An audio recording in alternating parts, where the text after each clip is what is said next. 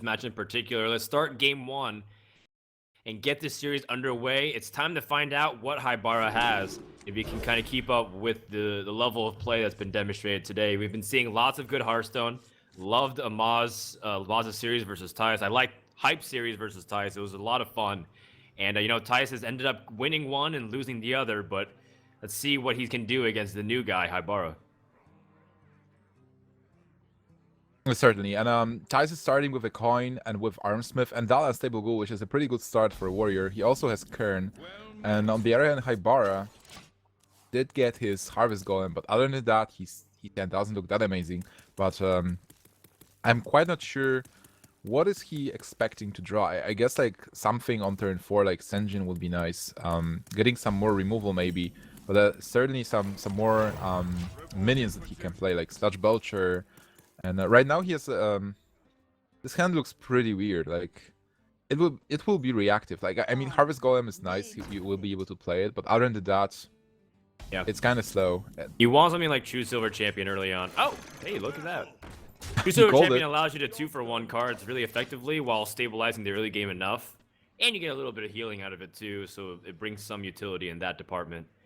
And also, I think Harrison Jones can actually make a good work here if this Haibara is the player who went first. So if Thijs is actually playing Deathspite on turn 4, then Harrison might find its way on turn 5 to be able to destroy the weapon and draw one more card. Yeah. One thing I really like about just a lot of the tempo and the card advantage that you can compile with Harrison and True Silver is that something like your hero power will. Oh, sorry, the silver hand recruits that you create with using your hero power as Paladin will end up giving you the extra pieces of damage that you really need against Warrior. So that way they can't effectively deal with it. That's why Deathspite's Death Rattle and as well as Unstable Ghoul is so key, because you need to keep clearing Paladin's board. Otherwise, they'll just keep stacking these hero powers and then effectively just keep removing you with very easy damage pieces until they get to the late stage of the game. Do you like the coin weapon here? It's interesting because you will be playing around Harrison. But on the other hand, if there is nothing to destroy, he will probably keep the weapon because just attacking face doesn't make much sense. And there is a chance that Harrison is not even in a deck, not to mention that in your opponent's hand. Being Haibara here, it just I guess you played through silver. Let me think. I think there is a case to also hero power passing, because most likely he might not spend his weapon charge, and then you feel like if you miss your opportunity to drop Harrison, so in a way like allow your opponent to kind of get an extra armor, sure, but then you can disable the whirlwind ideally. It's a little bit of a tough exchange, you know. How do you set it up so that way you're not vulnerable to something like Harrison while you're trying to get an optimal value by taking away the Deathspite trigger? Yeah, I agree. I think like hero power and attacking into Armorsmith is the best play in here. It's kind of counterintuitive and painful because being a card player, you want to play cards that have meaning every turn, and turn 4 just hero powering and passing is just such an unintuitive. Yikes. Yeah, he's gonna go with the True Silver play, which makes sense, but at the same time, that Armorsmith has gotten a lot of value already. It tanked so much damage and he got so much health out of it. Certainly. And Unstable Ghoul looks immediately to be fished out of Tyus' hand as it plops onto the board and again contests the True Silver Champion, so Haibara can't build it. But now this is where something like Harrison Jones. The second True Silver, so actually playing True Silver there paid off kind of, because you have a second weapon, so you'll be able to use both. Yeah. I guess you kill the Ghoul.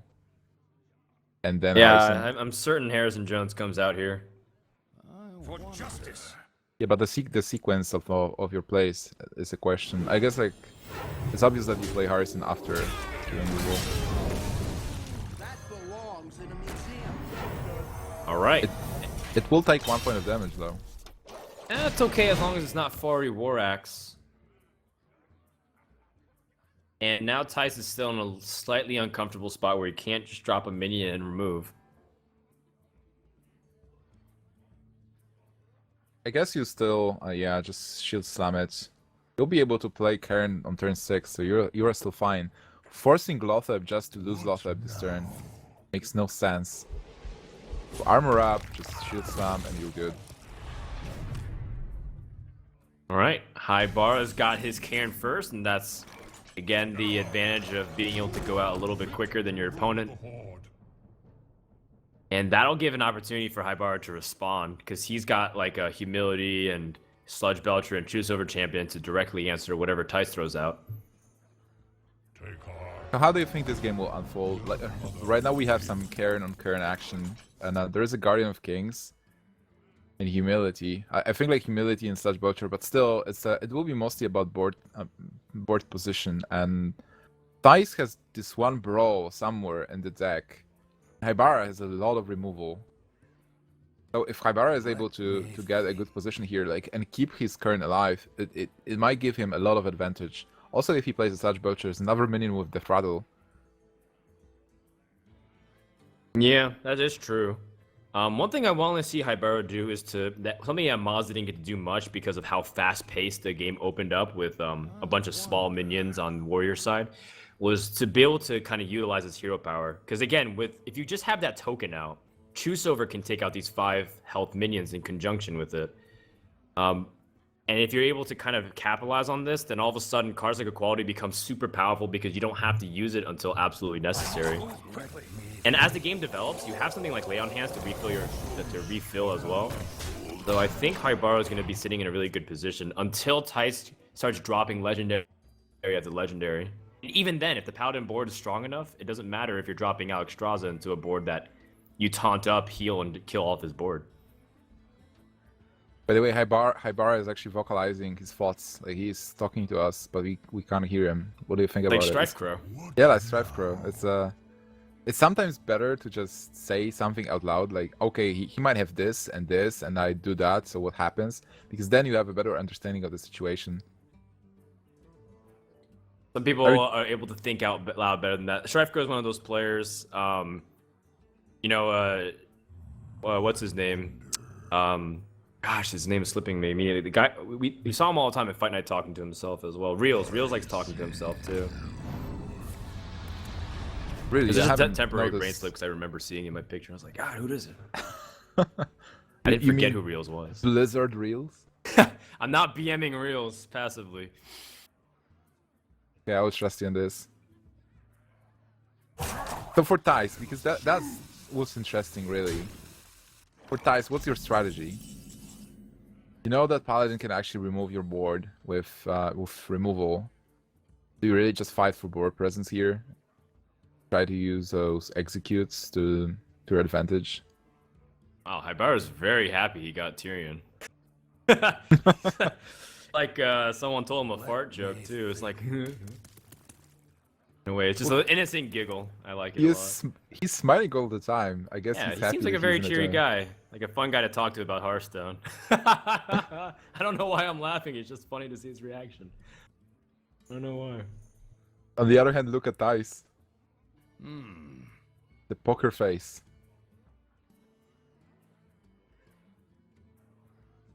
Tyrion seems really tempting here because your opponent can't really challenge it easily. The Divine Shield is still going to do a lot of work. And even if you brawl, you set it up so that way your future, like, you can take out Lothab easily if it survives or something with the brawl.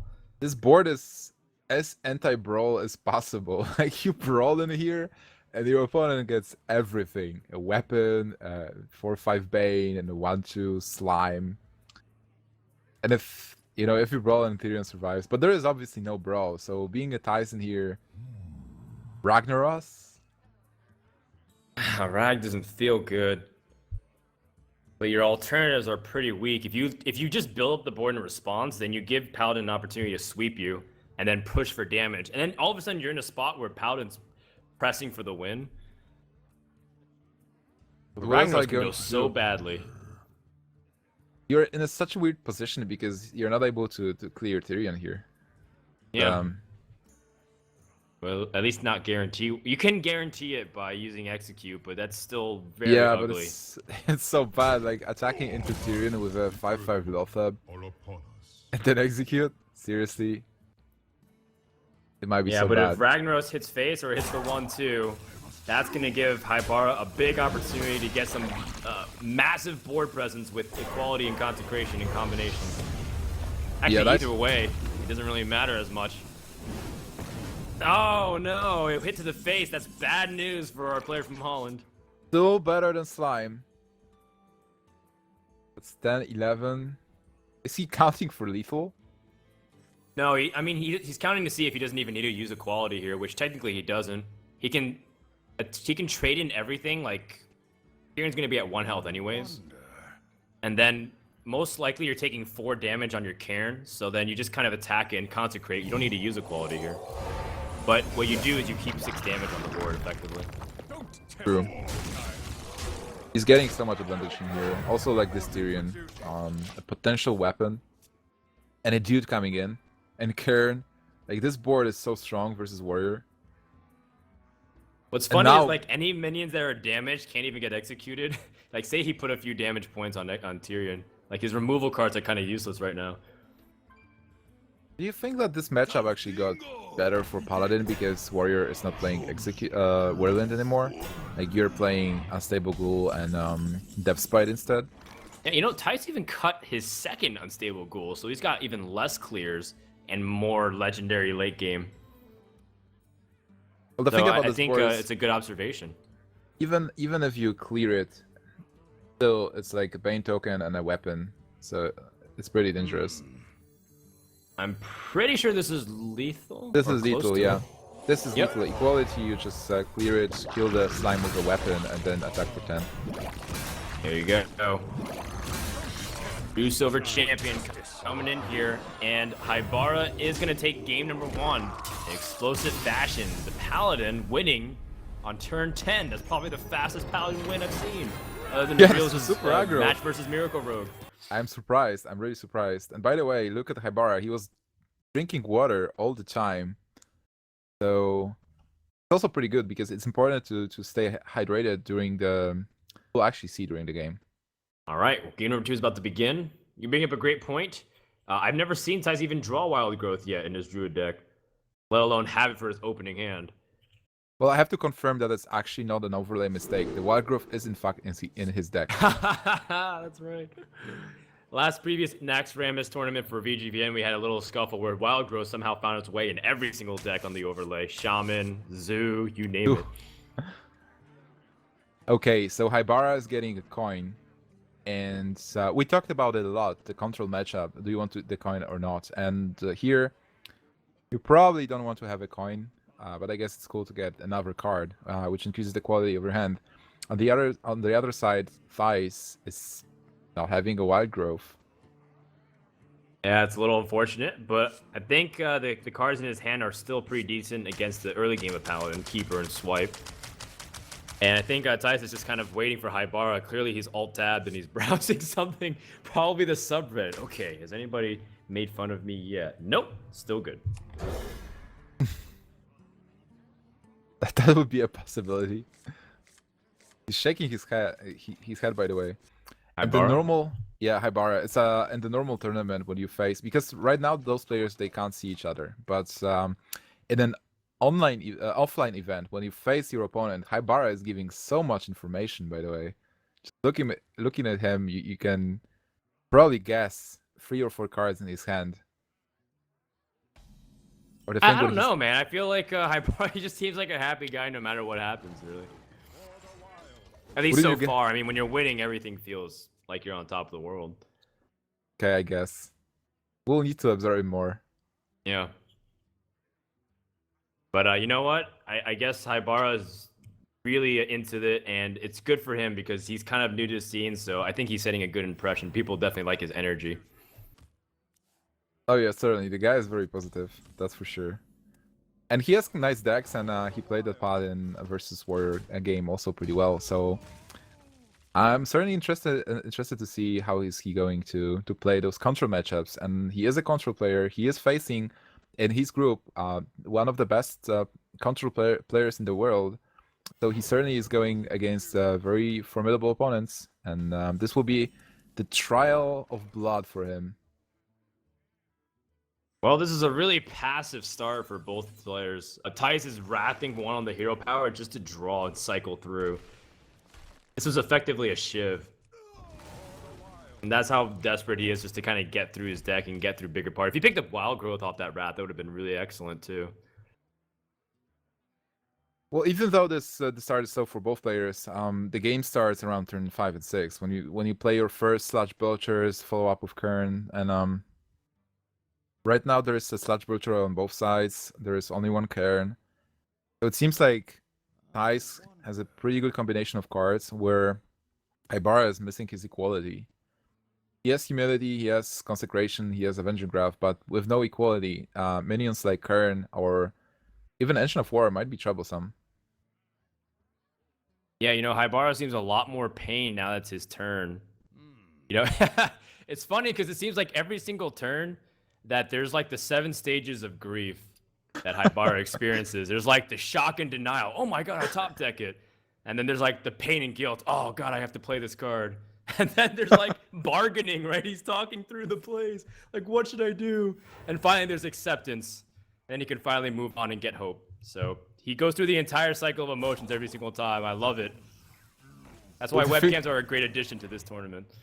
Oh yeah, I love it. I love the art last tournament, but the webcams are so cool. On the other hand, Thijs is really having a poker face, and you can't read anything. When I was playing versus Thijs on DreamHack, it was also very hard to read emotions and whatever he's actually getting.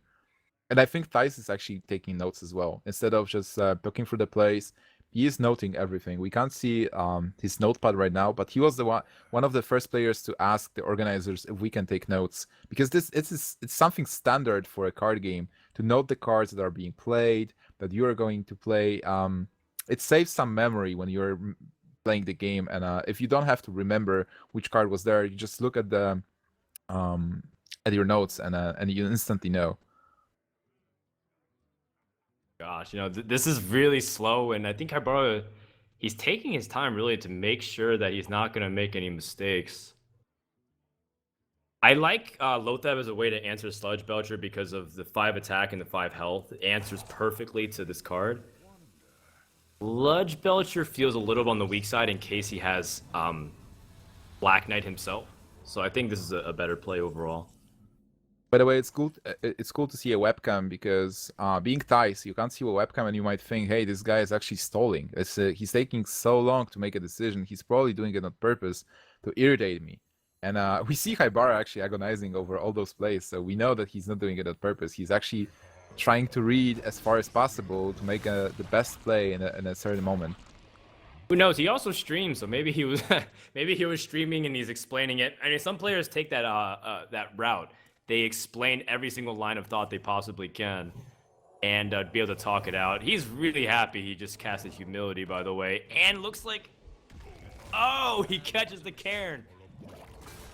What is he even doing? How was that a mistake? Why is he gesturing so much? I What have is no going idea. on? He is confusing me, really. The mind games is strong in this one. Certainly You know happy. what? He's taking away precious seconds to think about what the optimal play is, which seems to be some kind of ancient play here, unless Thijs want to go for removal options. Wait, is Ancient the best play? Well, I think Ancient of Lore... You mean Ancient of Lore, right? Just... You even want to draw cards. There are so many cards you can do, like... First, I would think if I want to trade my 4/5 into 5/4. And if I want to do this, how do I kill the 1/2? Do I innervate Wrath or... Well, count how many cards, by the way. Be at 9 cards. Okay. Fine as well. I think so. I'm sorry, man. I'm having so much fun watching Haibara, man. Yeah, I know.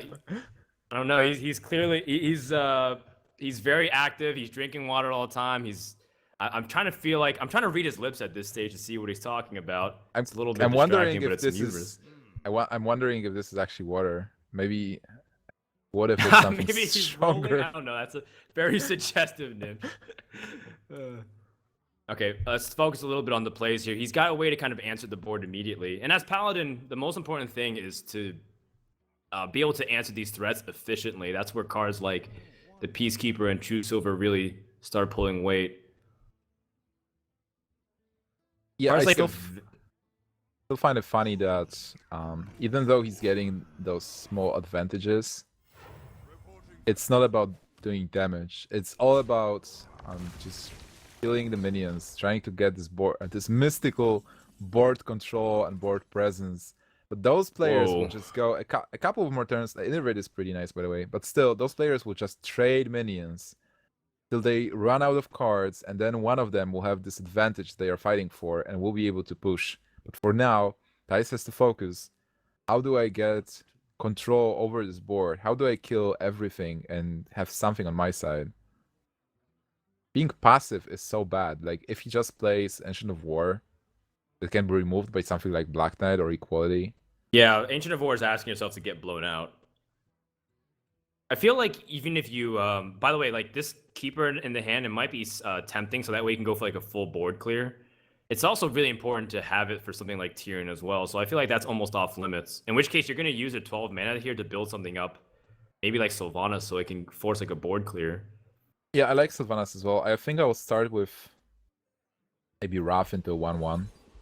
I'm not sure. Well, the problem with Sylvanas is that if creates a token, there is still a chance to Double swipe. get the Okay. token. Double swipe is fine. You clear the board. Sure. I mean, And Paladin is often playing like one big threat and then like a little token anyways. So swipe won't be as useful anyways if you build up your own board. Yeah, and hey, on the other hand, he just cleared the board and he still has his own minion. So Paladin, if Paladin just plays a minion and a token, it's what I talked about. It's a passive thing. It's a passive play. So then it gives Thijs opportunity to react, and you want to be the one dictating the matchup here instead of just, being passive.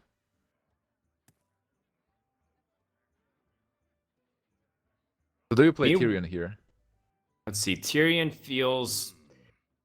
Again, it feels really exposed. Your opponent hasn't shown any Keeper, and that's like the best answer Druid has to Tyrion. And Tyrion is the most top end of your deck too. It is often your trump card.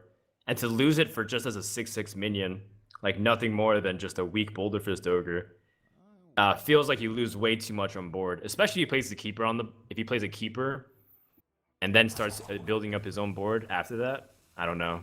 Yeah, but on the other hand, what are the other options? Would you play Harvest Golem and Harrison Jones? I don't feel it's that good. Oh man, he can he faceless Keeper and Wrath with Innervates? Oh my god. That is disgusting. Having Tyrion is a pretty nice thing to have. The Haibara Oh no. is dying over there. Oh man, Haibara is regretting his move.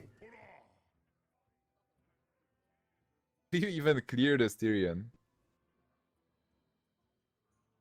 Well, let's see. If he Black Knights Tyrion, I guess Oh, you're wow. okay with it. He Froden. saves it. Thijs actually got his wild Oh, growth. he drew he top deck Spellbreaker in response. Sick.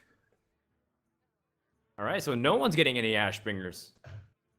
But he kills Ashbringer, he has Harrison Jones. Yeah, true. So if he consecrates and then kills Tyrion, he Harrison Jones and draws 3 cards. Oh, that's a sick play, actually. I love it.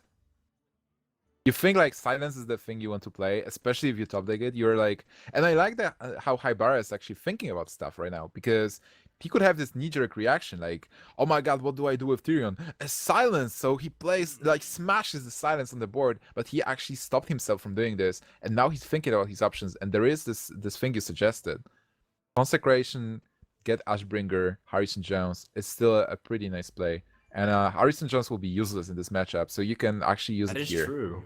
Harrison Jones is traditionally pretty useless against the Paladin. But the problem with his other play is that as much as he draws cards, he loses the board. Consecration actually accomplishes nothing. It doesn't kill off any minions. It just pops Divine Shield, and most likely you can pick up a better trade with Tyrion. You can kill off either one of these weaker creatures and get a little bit stronger value. So it's, as much as you're sad... Oh, he's going to go 1 for 1 then. Okay. That belongs in a museum. Huh. I love how Haibara is reacting when he ends turn. He's like, the pain is gone, and then he gets a couple of steps forward. Let's drink our pain away, boys. Bottoms up.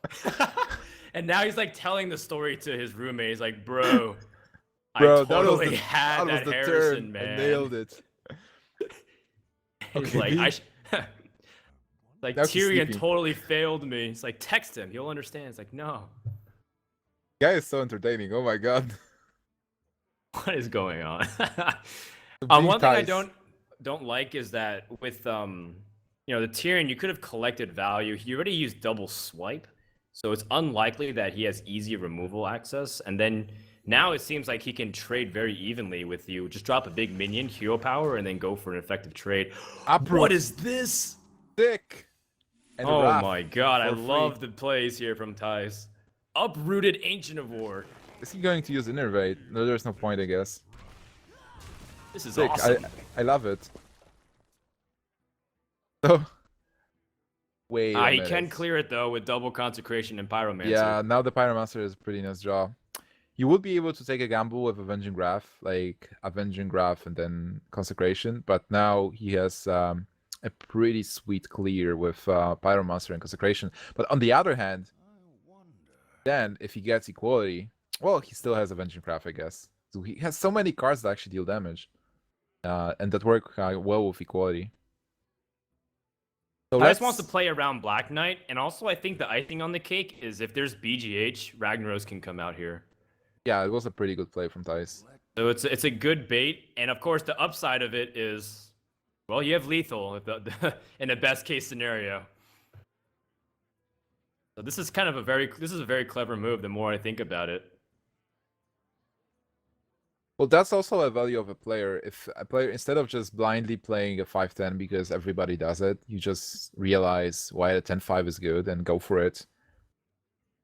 I don't even think it's taking a risk, because if it's a 5-10 or is it a 10-5, equality still removes it the same way, so it doesn't matter.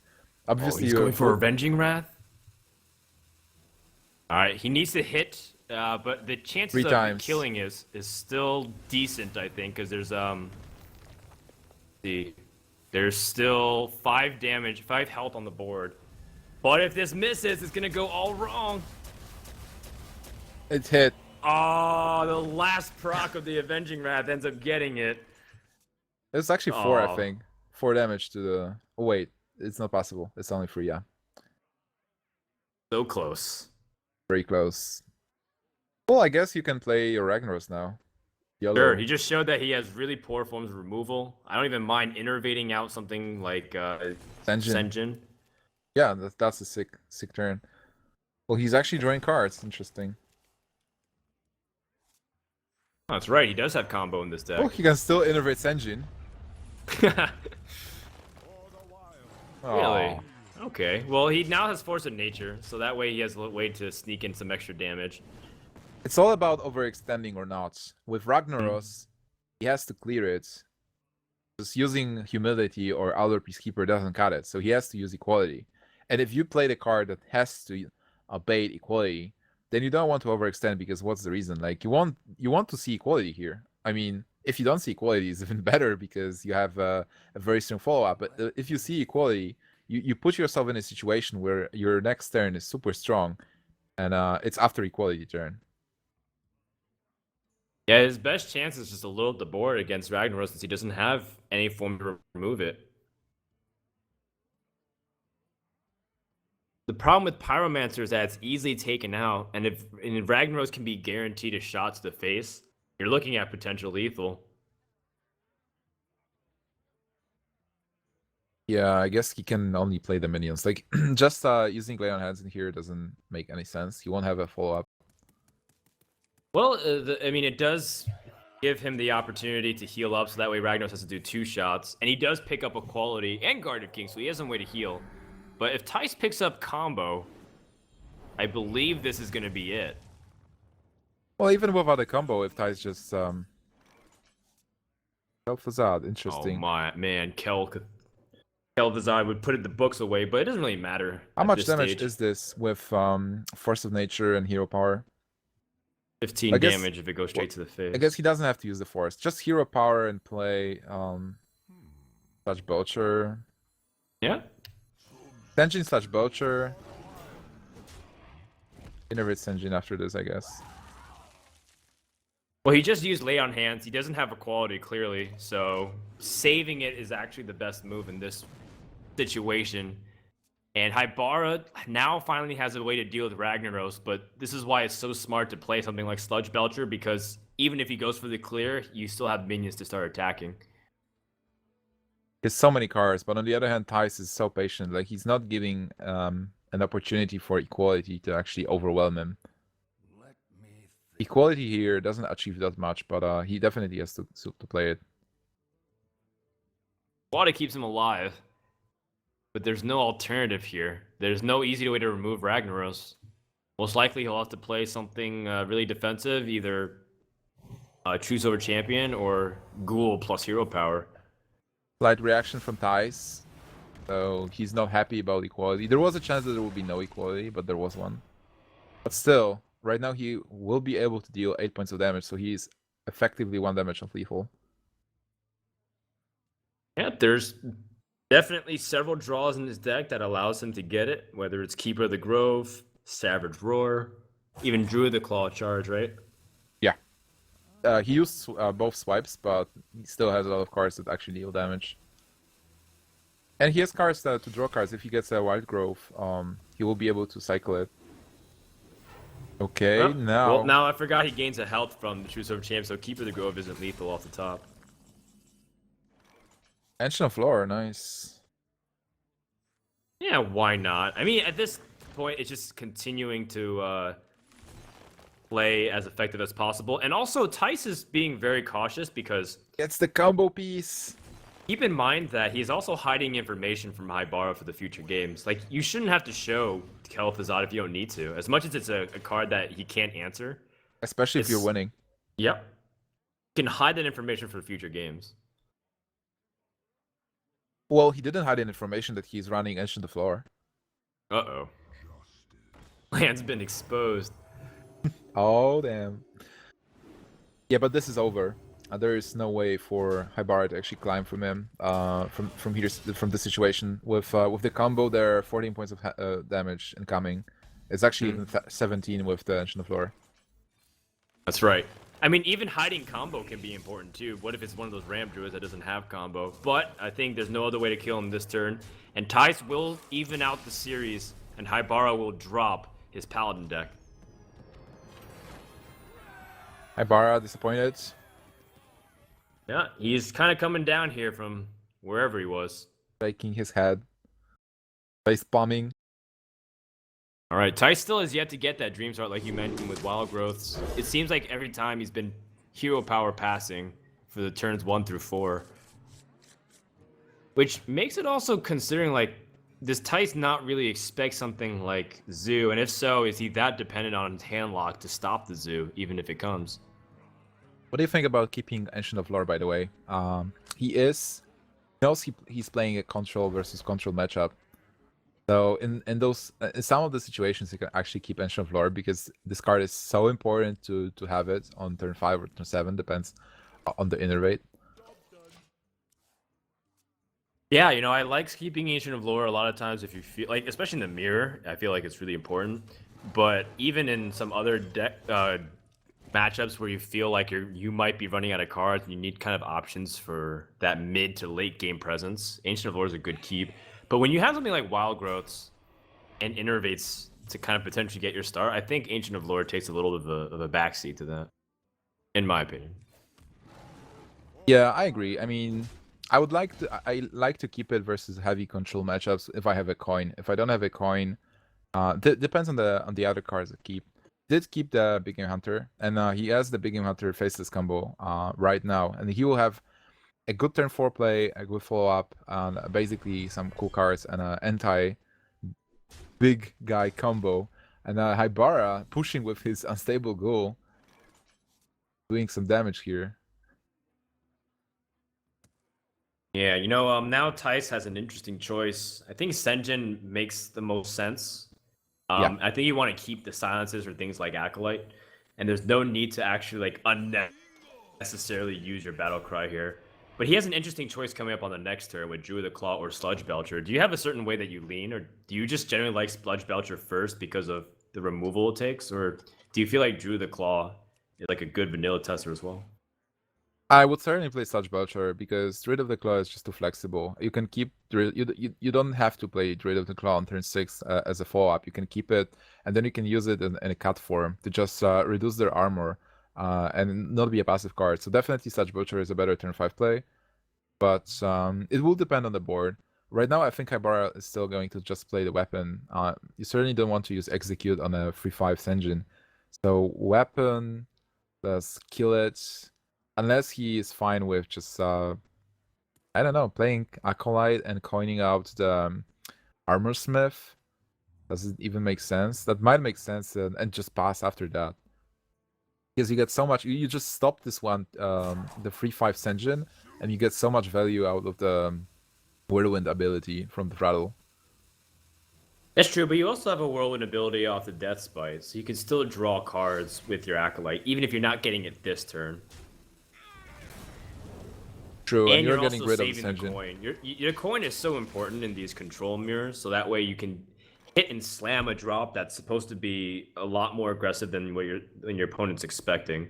So I think utilizing the coin in that spot would have been a little wasteful. Especially because you have so many high drops, right? So if you draw Alexstrasza, you'll be able to play it or on turn 8, or if you get Gromash and Ragnaros, you'll be able to coin Ragnaros on turn 7. Yeah, Actually definitely. going for the Druid. Interesting. Well, I mean, Sludge Belcher dies easily to Death Spite. Oh yeah, that's I think he doesn't that's want why. to take that chance. So Druid of the Claw does provide that flexibility. It's like you said, Druid of the Claw is good because you have a lot of places you can use it in different scenarios, whether you want to be defensive or aggressive with it. Yeah, it's basically because of Death Spite. Normally you play Sludge Belcher. And it's so annoying for Warrior as well, because Death Spite is 5 points of damage. So how do you deal that last point of damage? Do you use Taskmaster? Then does he have enough mana for everything he wants? Well, you can draw off of the Acolyte first and see what you get. But I think doing the last point of damage with the Cool Taskmaster seems pretty appropriate.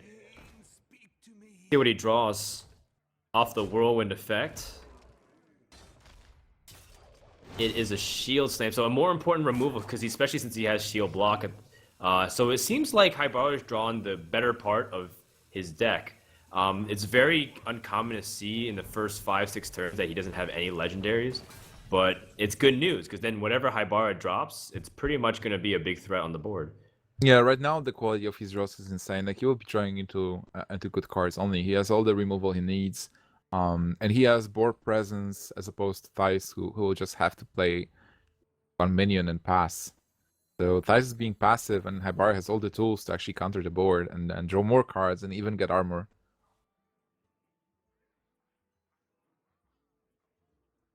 Do you think about silencing the Acolyte, by the way?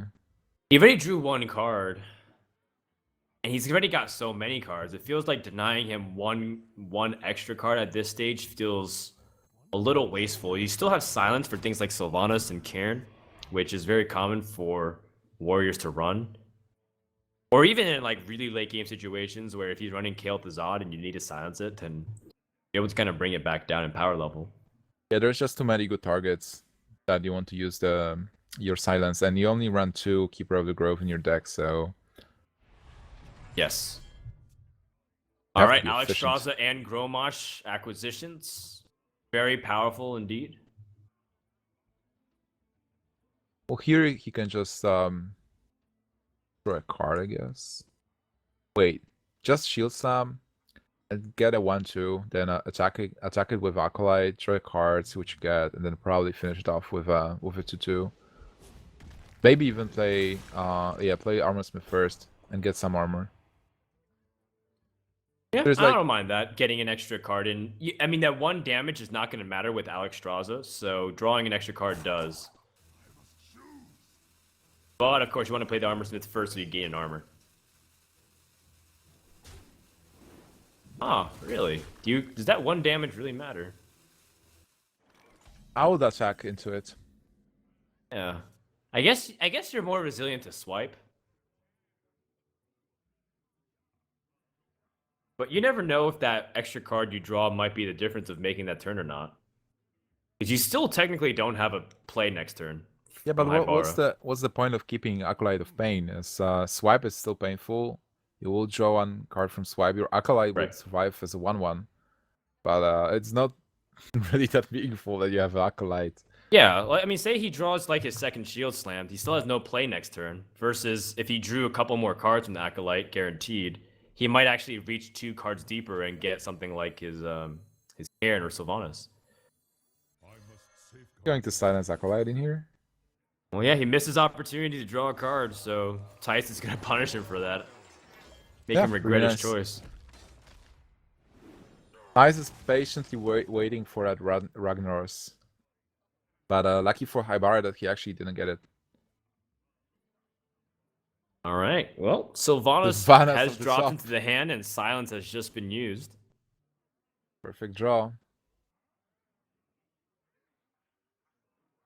You can also coin Grommash and attack into 2/4. Sick. Attack for 2. That's really optimistic. If you want to Yeah. use that, because you can't Alexstrasza for 2 turns, so the damage is kind of negligible again. But you're making a statement like, hey, I can do this. I have a powerful Grommash. But yeah, certainly that's Sylvanas. It's kind of playing Sylvanas on a almost empty board is so good because Sylvanas won't die to a 2/4. So Tice will have to do something to be able to kill her. So instead of playing cards, he'll have to kill Sylvanas. And if possibly he has no ways to kill Sylvanas, then he won't be able to play his big minions like Ancient of War or even Ancient of Lore as not the greatest card to be played after Sylvanas play. So certainly Sylvanas seems like a very good card here. Yeah, I don't think this late in the game you want to give the Druid a free turn to develop. Your hero power pass. Oh man, he is doing it.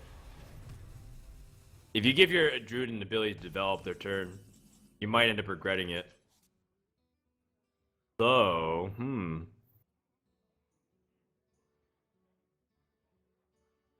Interesting. Yes. Although I still think it's slightly better. I think Sylvanas is a way to influence the board, so that way everything has to trade in, and that way something more powerful can come up. Or obviously you want to steal a bigger minion, and in neither of these cases are the situation. So I feel like Sylvanas is pretty weak here. In fact, You think? yeah, You just swipe and place engine? Yeah, because then if he just removes it and shield slams Sylvanas, you steal like a 1/1 Acolyte that's silenced. And that really doesn't do much other than, because Sylvanas is capable of so much more if Alexstrasza comes out or anything else. Which, by the way, he has arrived to the battlefield and does 11 damage. Now there is a combo. So do you even combo?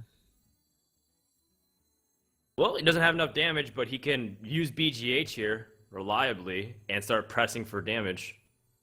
But then you're Baiting out a brawl. really open to brawl. True, then you use Lotheb here. Oh, this is sick. Very smart. This is a very nice play. Can't coin brawl.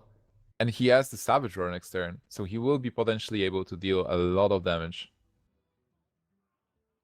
Now, being Haibara, you can play, well, only one of those cards. Which one do you pick?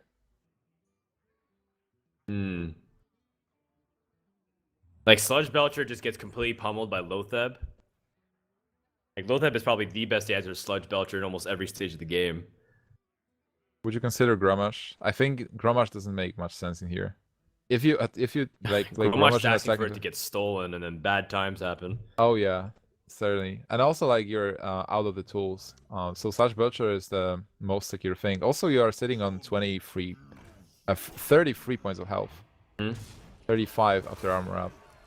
Well, what's important is that whatever creature came out, you have to be with it okay with being stolen. Because if Sylvanas was able to attack into Alexstrasza, then Sylvanas would steal whatever minions existing, which ruled out almost every other creature possibility.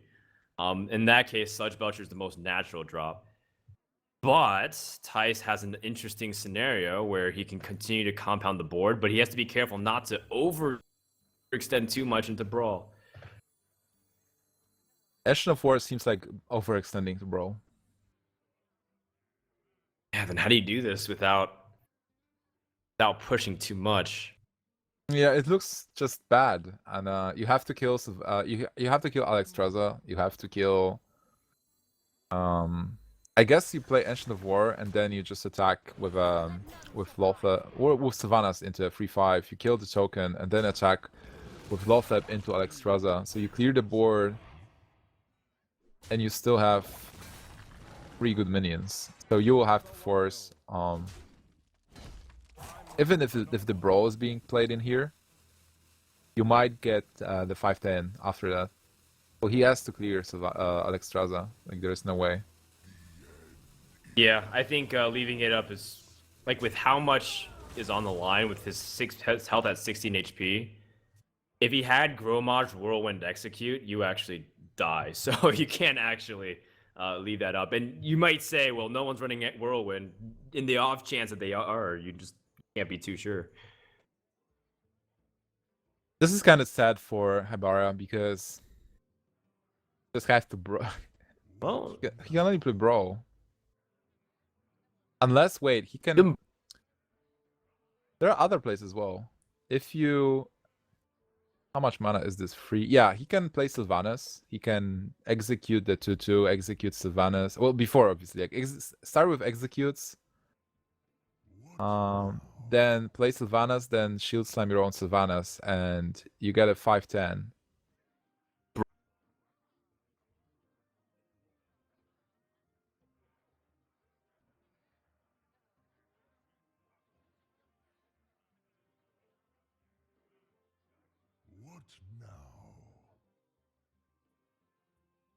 I think we actually lost Frodan, by the way. So certainly, here we are in a situation where Bro.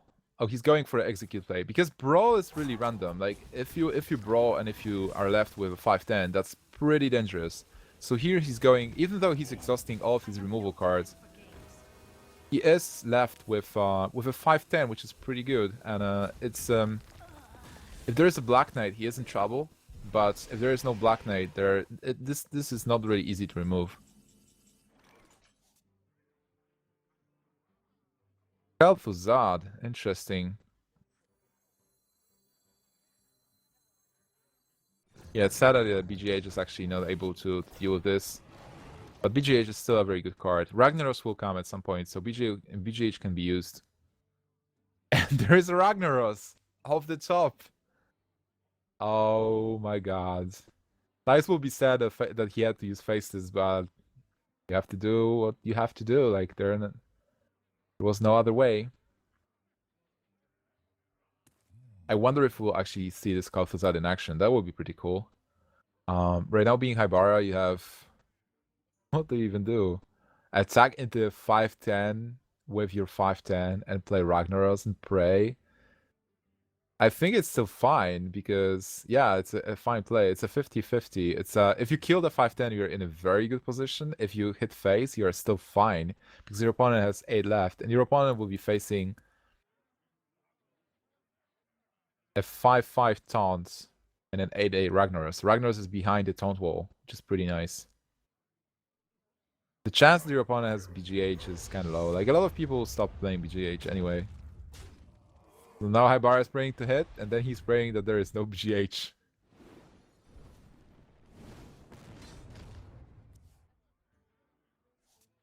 And he missed.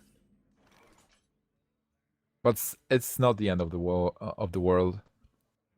Kel'Thuzad. Can't play Kel'Thuzad here. Pretty sad. He has to play the BGH. BGH into Ragnaros. Then I guess trade. This is super awkward for him. What if he plays Kel'Thuzad and kills the 5/5? He will get a 5/10 after that. Hey Nimsh, I'm back. Sorry about that. Oh, yo, a lot of things happen, but we were Well, it focusing looks like he used all of his removal to steal the Ancient of Lore. Yeah, he did the Sylvanas play I suggested. Well, it looks like he's gonna go for a kill. Oh, never mind. I thought he was gonna try to revive. But then you do open yourself up for Ragnaros to kind of get lucky here. You have to use BGH. Like there's Yes. no way. But then you open yourself up to a Gromosh finish. So Haibara can just get any damage off the top. Blam finished And it. he is really excited for it to end here. Is there an activator? Oh, It's nope, it's Sarah. just Sarah. And there's, But hey, as one you of those mentioned, cards that Druid can't deal with. there's no way to deal with Sarah here. And Nightmare plus Gromosh is very nice to deal. It was a really nice deal. Yeah, that's wait. He has to play the taunt. And attack face. This is so sad for Thijs. I guess Haibara is happy. What Still if not the, over. Even if yeah. he plays Gromosh and Nightmare, he still doesn't have a way to win the game directly next turn. That's 9 points of damage, and he will be 1 damage off lethal, but still above a 5-10. Tough. So this is Thijs' stand. From here, he is going to attack. Is he going to win this game? Fiery Right War here. Axe. I guess you just play Karen. Like there's no need to push. Yeah, you're at such a high health count. Ysera is clearly a really difficult wall to pass through. Yeah, you're in a situation where you're fine. Wait, what if there is a combo? This is 9 plus 4, 13. So that's 27. So you're still good if there is a combo in hand. I guess you can just try to build up your board. Do you YOLO Brawl? That's Why? there's no You're yeah, not there's under a no big point. threat to die. I think I can understand completely to brawl next turn if he's at like 18 health and he's seeing combo and he's afraid of dying. Yeah, I think you just play But Kern. the opponent's limited. Yeah, I don't see why not. Well, playing Gromosh with Nightmare, killing the 5-10 and attacking with Ysera for 4. Not the best play as well. So yeah, just build up your board, and the chance that there is a combo is also pretty slim. And even if there is, you're still not dead to it. Oh man, I wonder if Haibara believes in a higher power because I keep hearing him mutter stuff. All right, I says, "Oops!" If he picks up combo, he actually Oh wins. my God, Force he an got Nature on top of Awakening. his game.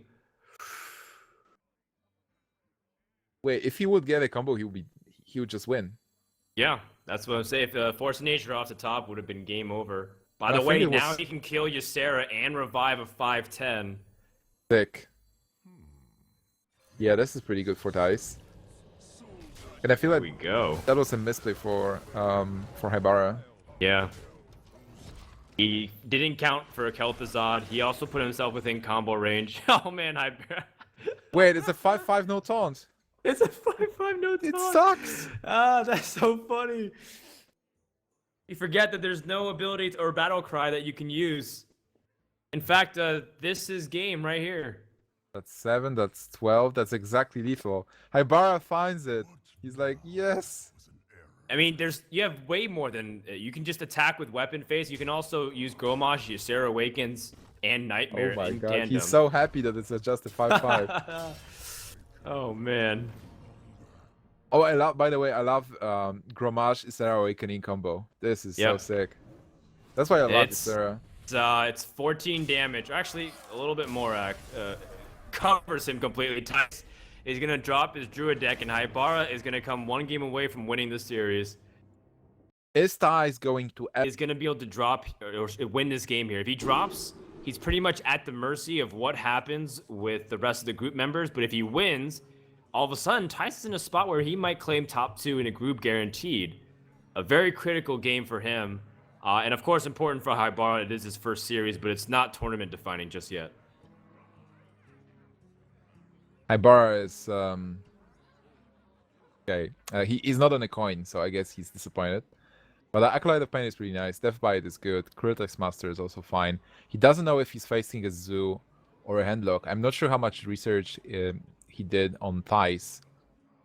But You never know. It's always a possibility that the Handlock player will actually bring Zoo, and we've seen RDU doing that many times. Like he was playing Handlock for 2 tournaments in a row, and then suddenly he's playing Zoo. So I'm getting so much pleasure watching this in the Haibara line. talk over mulligans.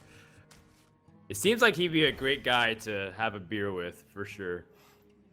When is the And next talk about tournament? Hearthstone. Like the I don't know. offline tournament. We need to bring him to the next tournament. Because IEM Canada is happening right now.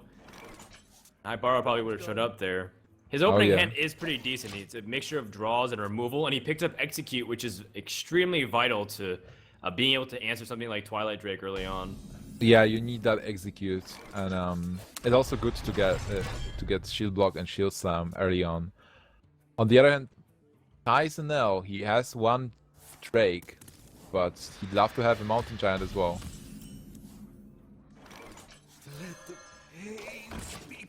All right, well, Thijs does have a Farseer to play on turn 3, so at least he's got something to do instead of having to just pass.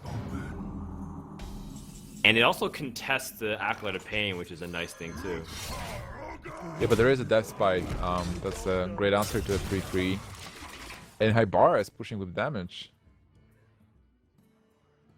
So now is the moment of truth. Is this a Mountain Giant? Haibara is looking at the board, just patiently waiting. No emotion this time, just blinking. Either way, I think he's okay because he has Execute and he draws a card off of the Death Spite Death Rattle. So many possibilities. Is there a reason for Thijs to not play the Twilight Drake? I don't think so. It's the power turn that you're looking for. If anything, he's thinking about whether or not he wants to Soulfire. All right, well, he is going to choose to go for it. And what does he lose? Hellfire. That's Okay. fine. Yep. It's not a card versus Warrior. And it was a good move also to use Soulfire here, because with the Death's Bite, that Acolyte of Pain would draw more than 1 card for sure. Whiff of a draw though for Thijs. And he picks up his Mountain Giant in the wrong order here. Well, So but a little still, bit it of will a be a painful very exchange. very useful card, especially because Haibara doesn't have the Never Execute or Shield Slam. He has Sylvanas though, so it might get interesting there. I feel like Thijs has been getting a little unlucky this entire tournament so far with all these small little things. In the grand scheme of how his deck's been playing out, it feels like things have been ordered improperly, like every single time, just by a little bit. Yeah, I certainly agree. It seems like he's not having those great draws, especially with those wild growths not coming, and the small things like a card getting too late, and especially the Gromash. Yeah, the Gromash being the very last card of his deck. All right, Haibara has a very clean turn here. He's a little afraid of like this giant potentially getting silenced, but owls have started being cut from handlock a little bit as well. I think you can take this opportunity to kind of continue to push and figure out what you can do to piece together this hand. Also, the good thing is that you have something like, you know, Ysera and Ragnaros, and these are the late game cards, and hopefully you can bait out Siphon Souls beforehand, so that way they're safer to drop on board. Oh yeah, they're certainly good cards you can play on turn 8 and 9. And here, with the Mountain Giant, you can still do something with it. You can kill it with just attacking with a Fairy Warx and Lothar. Then you have 5 mana to play something if you want to. Can you... Well, you can also clear with minions if you really want to. Just Cruel Taskmaster and just trade your minions into it. What now? Yeah, Cool Taskmaster plus Fire Warax, and you can keep Lothar pretty healthy. So that way it's it can pretty much fight and stay out of things like Shadow Flame range until, well, he buffs it up with Defender of Argus. The end is close. Okay. So Thanks. this...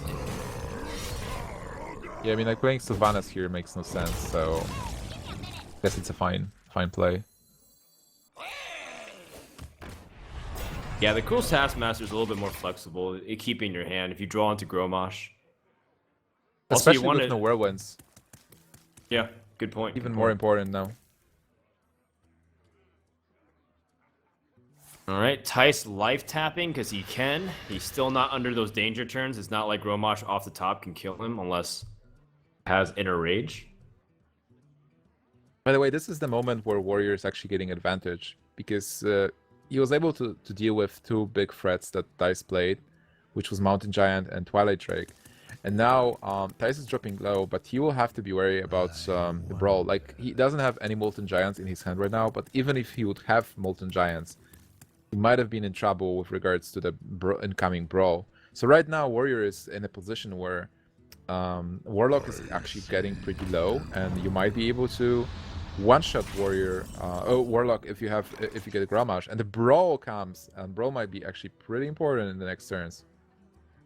Yeah, especially if these get loaded up by Molten Giants, which Tice doesn't have. He's got so many of his support cards, but very little of his threats.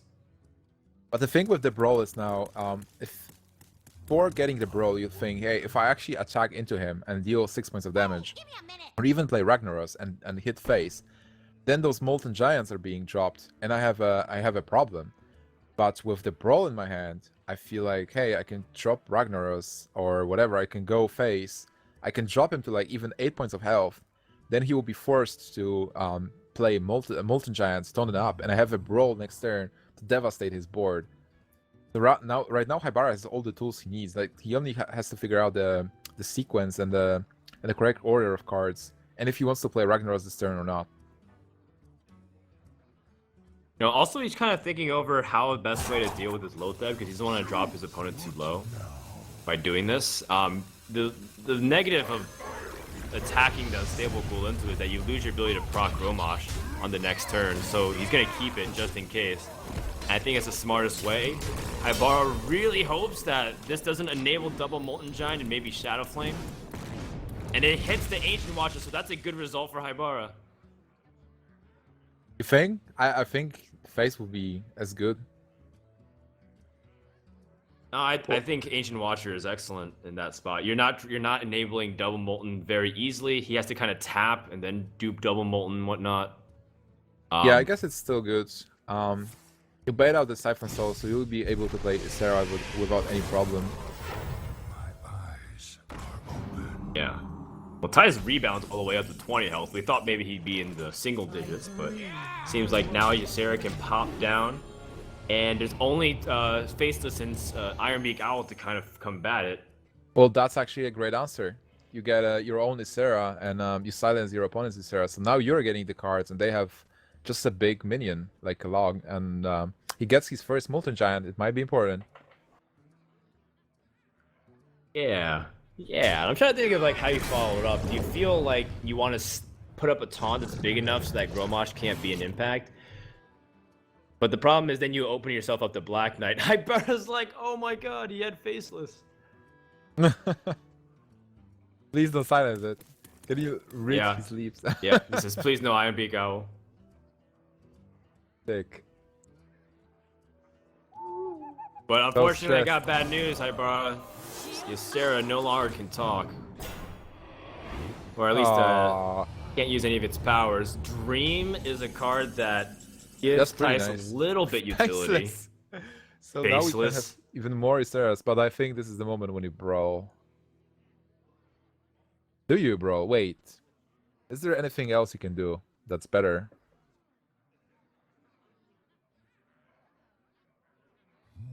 Those minions actually have like 1 health or something, so maybe you play double Taskmaster, kill the 3-1 and a 2-1, faceless your opponent's Ysera, and maybe kill the 2-3.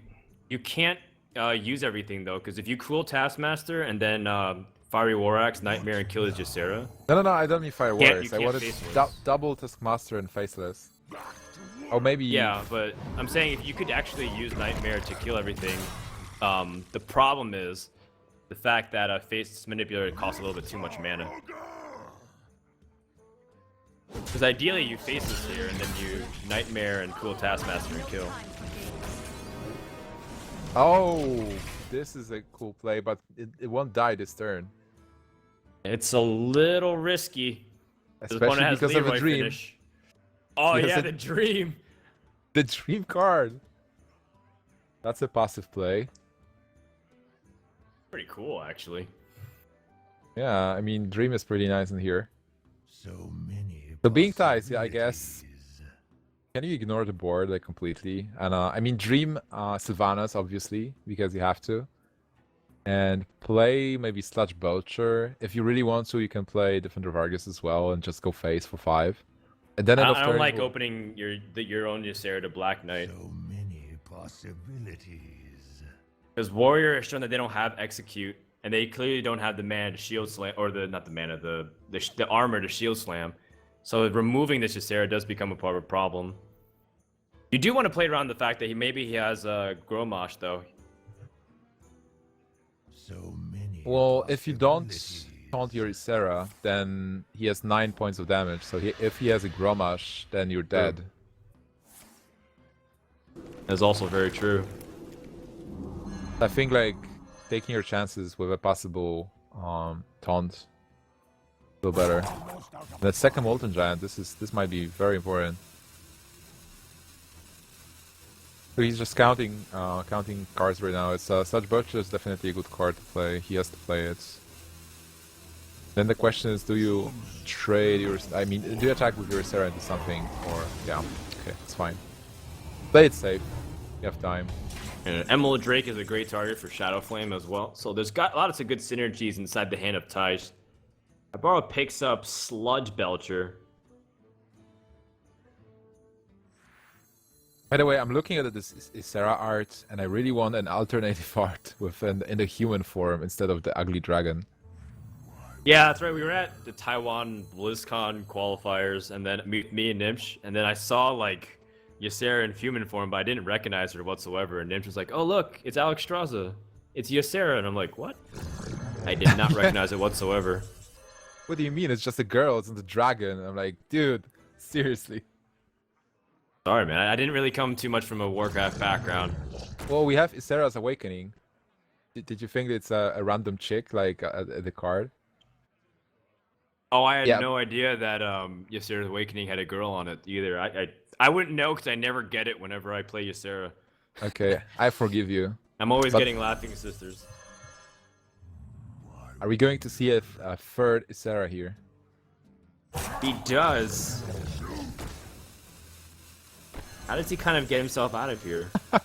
I love how he's agonizing about those things. Like, do I play it? No. Do I play it? No. What do I do?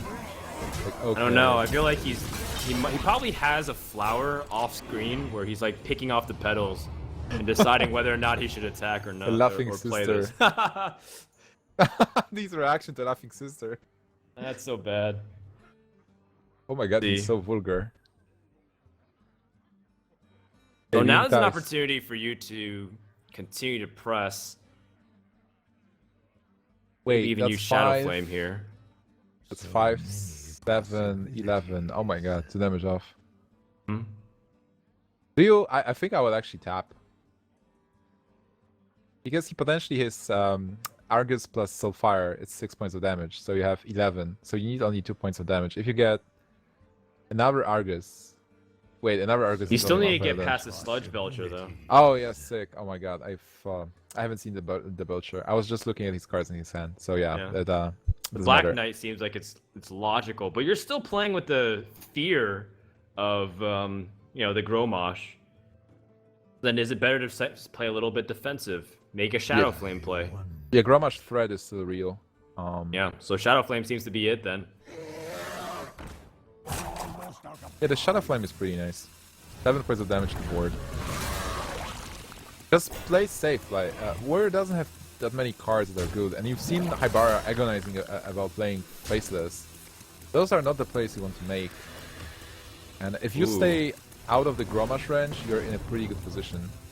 He One loses a Molten Molten Giant, but he also has a Nightmare, so he makes up some of that damage.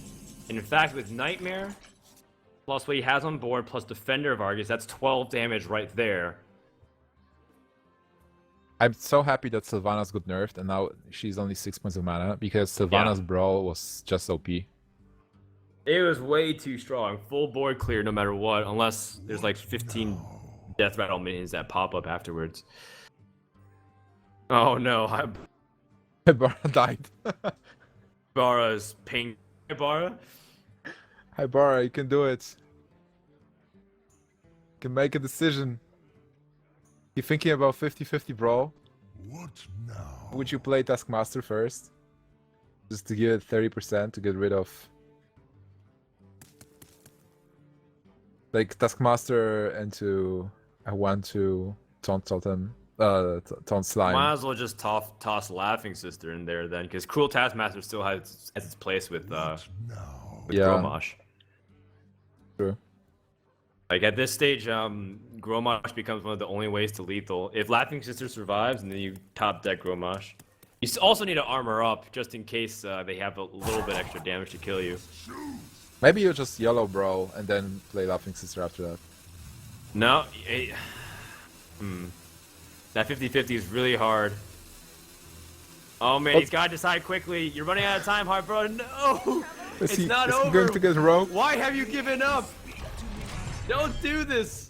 Oh my God, Haibara. He went to sleep. He says, "You know what? Wake me up when this dream is over." Oh my God. Wait, is it lethal here?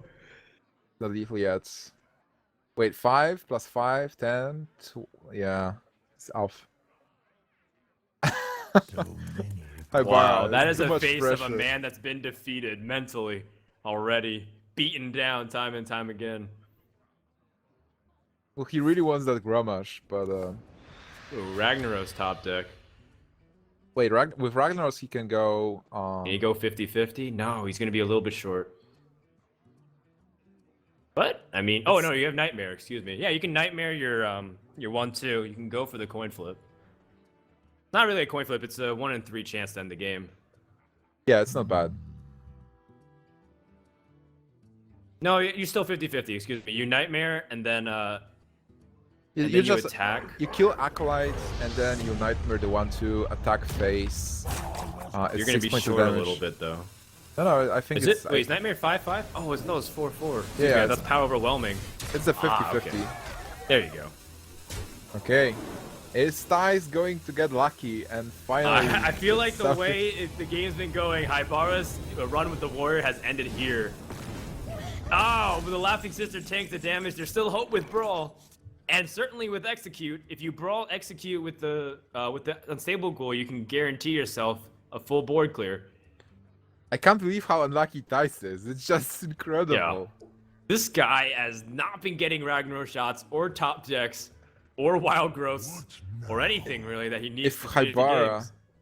he plays Unstable Ghoul, he uses Brawl, and if the 6/7 actually survives, I would laugh.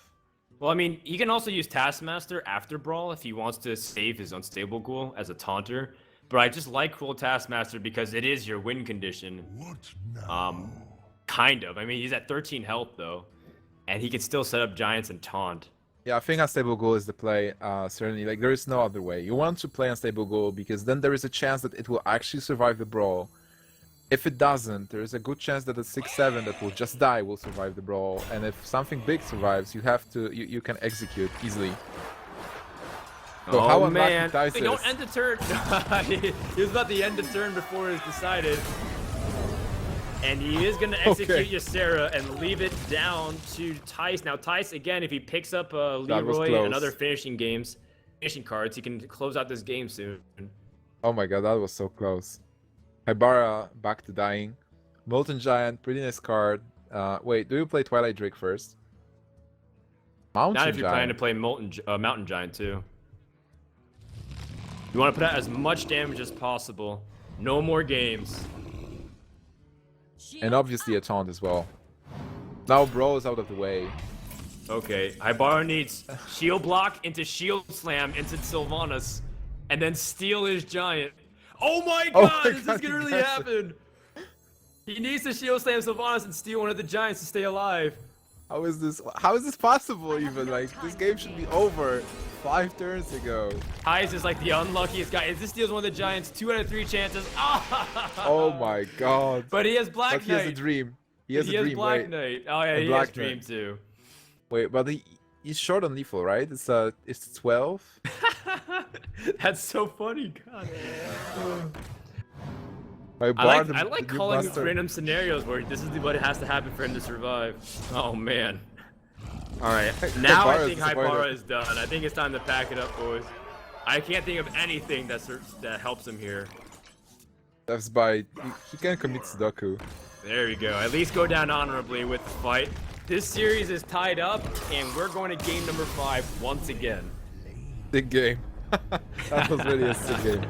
That's why I love Hearthstone. You have all those funny moments. It's perfect. Like the game was played splendidly by both players, but there were so many funny moments that you can tell the story. Like Haibara can after this match, Haibara can go to his friends and say, "Hey, I had this situation, that situation." I think Trollden will be happy with this series, by the way. Probably. There's definitely lots of sounds good to me. So, game number 5, where Tice, if he wins here, is favored to advance. Haibara, if he wins, he's also in good position too, and takes out one of his opponents who critically needs this game to keep his tournament life alive. Haibara starts off with Shadow Word Death in hand. Seems like he's been doing a good job keeping tabs on his opponent, making sure to know that he's not playing Zoo whatsoever. Yeah, it's a pretty good card. By the way, this matchup from the priest perspective is it's very interesting because you want to rush your opponent. We've seen it. We've seen Amaz doing it many times, very skillfully defeating Handlock because you are disadvantaged. You have those removal cards, but still you're disadvantaged because there are the clears, there are those big minions. If you don't draw into your removal cards, you're pretty much dead. But if you're able to rush your opponent and deal as much damage as possible, they will play the Molten Giants. Ooh. Oh my god, this is a very nice thought steal.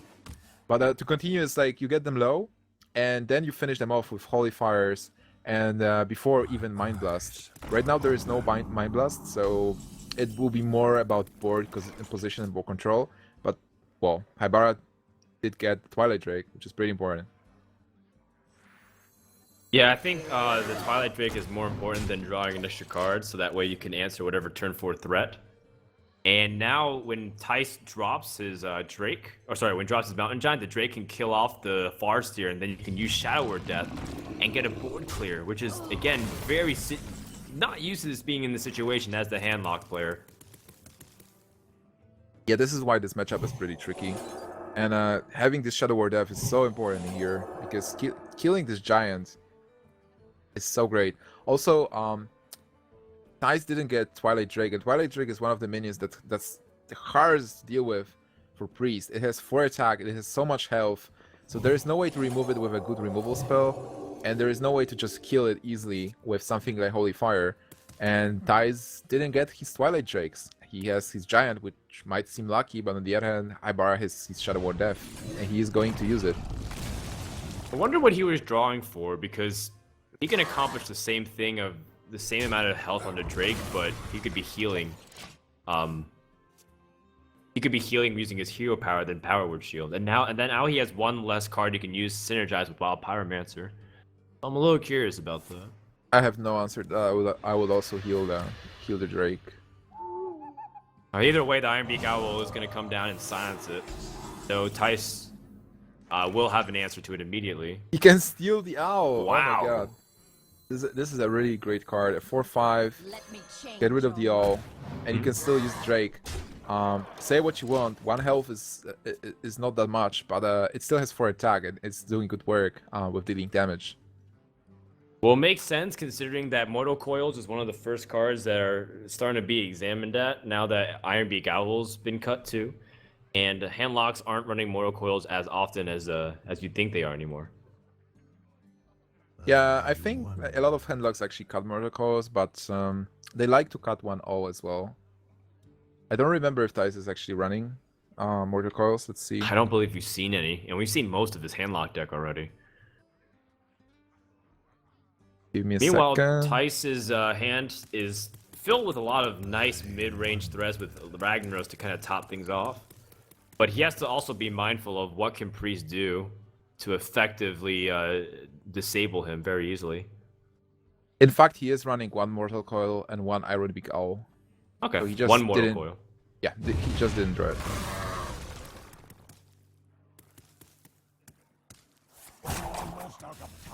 All right. Well, he's gonna opt to go for a board clear and play defensive. He drops Sun Fury Protector, but there's 3 more taunt givers.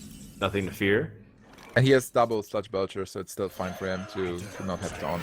But Haibara is doing a good job with the pressure. He was able to get Warlock low to like 17 points of health.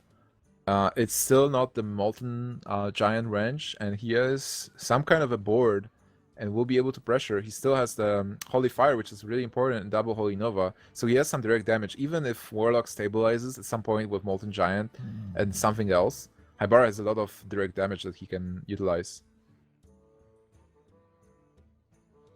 Yeah. All right. Well, let's see what Thijs is able to do to respond. And it seems like he's gonna coin out this Ragnaros and push it out into the field, and ideally hit something like the Pyromancer. Honestly, either is okay. Obviously, face. Oh, and it hits the face. It's Dice Ragnaros. Gosh.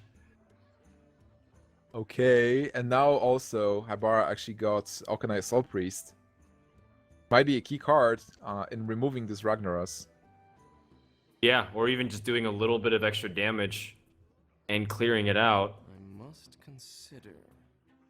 What if you just play Okanai, attack into Ragnaros with those 2 dudes, and then heal Ragnaros, just finishing it off? Okanai gets to I like it. 3-7. I like it because I like saving Holy Fire as a potential way for your reach damage. But you have to make sure to do it in the right sequence too. You have to suicide Pyromancer first. Can you ignore Ragnaros? Is this a valid play? Play Okanai. If he faces Ragnaros, I don't know. Well, if he face, like, you will attack for 6 and also deal 2 more damage with the heal, so that's 8 points of damage. So he'll drop to 9. Wow. Well, I don't know. This is fine as well. I guess it's okay because you have Okanai Soul Priest as a backup. Yeah. Ah, wait, And- Haibara didn't heal himself. Uh-oh. Whoops. Not quite what was planned. Or maybe it was, I don't know. Haibara's trying to convince himself, no, I didn't want that 2 HP. Well, he has a I'm Molten good. Giant. He has a Molten Giant, so I'm damaged goods, there's no hope for me. trying to go low and be able to play Molten Giant as soon as possible. Fair enough. By the way, Thijs does have pretty decent minions to kind of follow this up. It's not as simple as just burning through, and this is where the game gets the most difficult for the priest player, because now Thijs has picked up another taunt giver. He needs an active way to kind of combat, push through those minions, and even utilize some of his burn to finish the game. Second Okanai is pretty nice. You can, well, you just play Okanai and heal the 3-5. Can you even like Holy Nova first? Like Holy Nova, Yeah. you don't have enough mana. I mean, you can attack into Sludge Belcher, then cast Holy Nova, kill the Belcher. You get a 1/2 in front of you, but your minion is untouched. And then you play Okanai and pass, and you have 2 good minions, and you are facing just 1/2 token. It's just you just dealt 2 more damage. I must consider. I guess it effectively does the same thing by doing this, except you get to keep Holy Nova as direct damage. Well, but So- you will lose your Dark Cultist. Yeah, but then you get more health on the Akanai Soul Priest. I guess you're right in a sense, but at least you have Holy Nova as direct damage. However little it might be, it still might be important. Well, you will still use it to deal points, a couple of points of damage anyway. But that play was also acceptable. Now being Thijs, do you play your... You want to clear somehow? How much are you Yeah. afraid of this Okanai Soul Priest? He has to have a lot to kind of back it up. So I think you just use I think it's one of his ways to win. So I think you certainly want to use Siphon Soul. You don't want him to have like Farseer or Circle of Healing combos to wipe your giant for free. Haibara's in a lot of trouble right now. Also, you see that in this situation, he was able to clear the Dark Cultist without any benefit for Haibara. You know why Yeah. Haibara didn't heal? He wanted to get to Molten Giant faster. Yeah. How about that? I wonder. Hmm. Interesting. Do you play Okanai Soul Priest and Circle of Healing, and then deal 2 more damage to face maybe, so that you can double Holy Nova next turn? Yeah, I mean, he played already one Molten Giant, so you're not really afraid too much. It's still one Giant that's threatening, and second one most likely probably would have been played or will be played anyways because he's at such low HP. But you positioned yourself so poorly that you can't finish the game here. That's why I like saving Holy Fire. That's why you like to have the opportunity to kind of rush your opponent down with some of the burn spells. Yeah, I agree. Right now, there's no good combination of cards. Telling me. Well, Haibara trying to see if he can beat the rope, but it seems like he hasn't really come to any conclusion that's reasonable. It only did 3 damage. And Thijs has now picked up another Taunt Giver. Keep in mind, he also has Faceless Manipulator. So he can also do some pretty big damage over the next couple turns by setting up a big, strong board. Do you have to deal with the Pyromancer, by the way? Do you want to kill it? How much possible damage is there?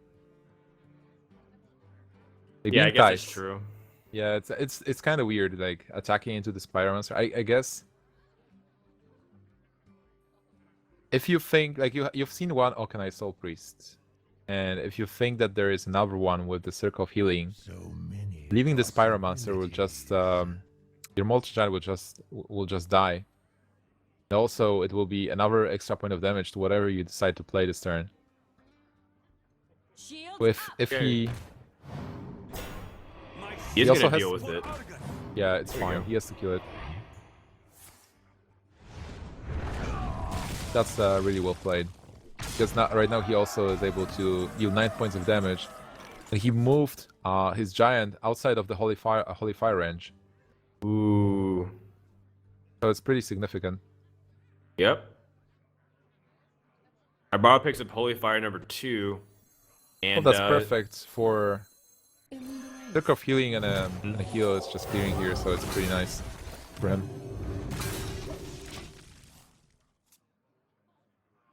Holy Alright, Thijs, Fire. Well, he's picked up 20 damage from Leroy, by the way. That's a top deck to win the game and win the series. Thick. Right there has been decided. We've kind of forgot about Power Overwhelming and Faceless being in the hand, but Leroy top deck is plenty for Thijs to take this game.